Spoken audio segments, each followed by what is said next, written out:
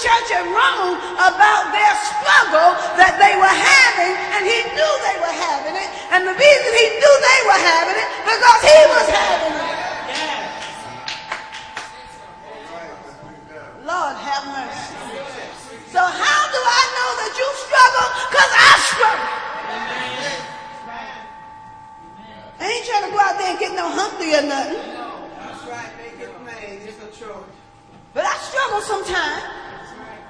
And I struggle with whether or not I want to obey God. I struggle with whether or not I want to deal with these hard-headed people. I struggle with whether or not this is worth it. Amen. Oh, yes, ma'am. Yes, ma'am. Huh? Some of y'all don't struggle spiritually. Some of y'all struggle fleshly. Let me say this. The average 50% of a church struggles fleshly. And the reason I know 50% struggles fleshly, because if 50% struggles spiritually, you wouldn't have such a hard time in church. Because you can kind of convince and cultivate and motivate the other 50% if at least 50% of it is spiritual. I ain't got nobody helping me up in here. Do I have any mathematicians in here today? If you got at least half doing right, you can kind of coerce, influence the other half with the 50% that's doing right. What Paul said. His Christian experience he was talking about present struggles. And we like to talk about what we used to be. But the reality is, there's some of us in here today under the sound of my voice is having a present struggle. And we want pastor to understand. I do understand. But I also understand that if you really want to get delivered, there is a remedy for your deliverance. And I also understand that you got to make your mind up that you want to be delivered. Now let me help you today. And I'm almost losing 1:30. Let me help you today. Deliverance is a process. But it has to start. I don't have nobody helping me up in here today.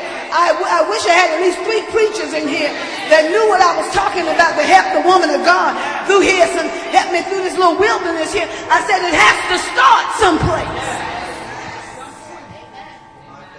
It don't necessarily mean you're going to get it all at one time, but you got to at least make your mind up that you're going to start in the process. And then when you start the process, you can't keep doing this. You're never going to get no place. You ever seen the commercial? I laugh at it every time it comes on. The woman's turning over in the bed. And then the man be sitting there saying, I was wondering when y'all was going to wake up. And he had the bowl of cornflakes, the cereal again. Y'all seen that commercial? Well, that's how God do you sometimes. He sit there and watch you. Huh? And when you come to the realization of what he's saying to you, he says to you, I was wondering when you was going to wake up and hear this word. I was wondering when you was going to wake up and understand that it's time for you to be delivered. I was wondering when you was going to wake up and understand that now is the acceptable time. I was wondering when you were going to come to the place to realize that you are messing up. Huh? I'm doing all right, Deacon Hicks? You woke? Just check. Huh? So he was talking to the church at Rome about attaining consistent righteousness. The operative word is consistent. We can all do good for a little while. Oh my God. You know what y'all put on them text messages to each other? OMG? Huh? Acronym for oh my God? Huh? We do okay in church. All of us can be hope. Come here and tell them real quick. Run up here real quick. Give me some shout music. Hurry up. Move too slow. Huh? And when that music get good enough, we can all dance. Even people that don't normally dance. Friday night, the man of God was preaching and the praise broke out. Anton was in the back. Anton said he couldn't move for them hamburgers, but he was trying.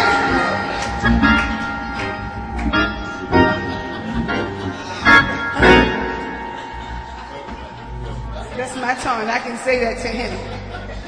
Huh? And we do good when we're in church. Why? Because it is an atmosphere that is conducive to helping us to be strong. But when church is over and you don't have no strength, is there anybody here today that know what I'm talking about? When church is over, you don't have no support. When church is over, you don't have nobody telling you you can make it. Come on!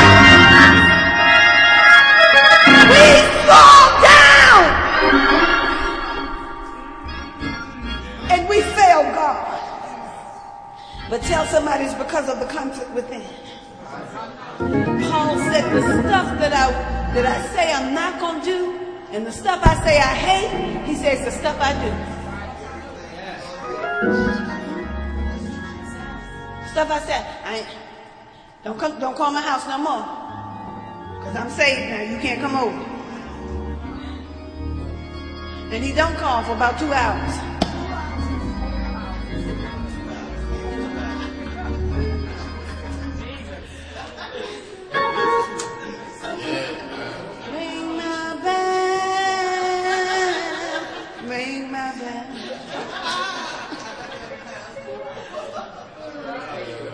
Hello?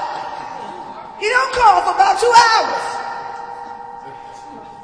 Raymond? 2 hours later? Because he's just waiting to wear you down.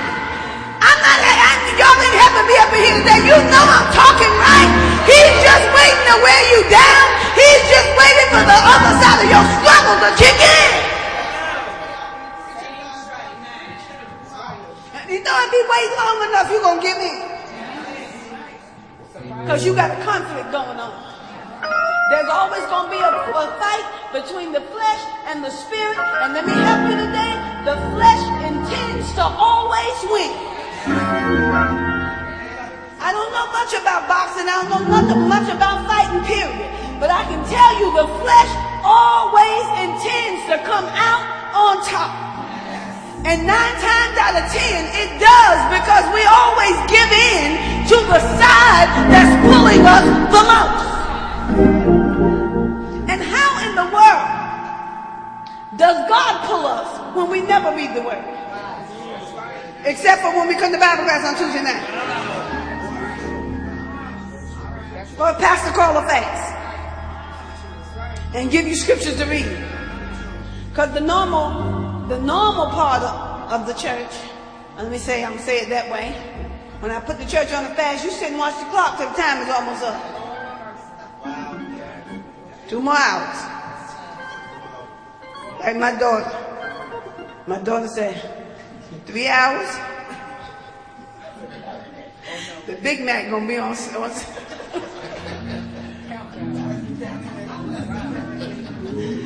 She was a little girl. She used to sit and wait for the 3 hours. The Big Mac gonna be on sale.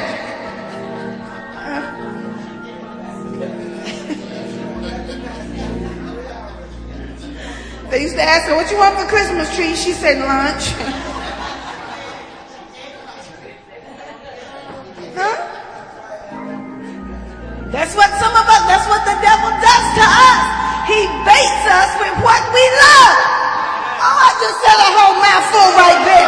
I said he baits us with what we love. If we love men, he baits us with men. Big, small, short, tall.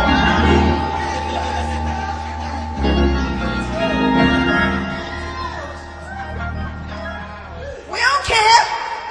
As long as they men.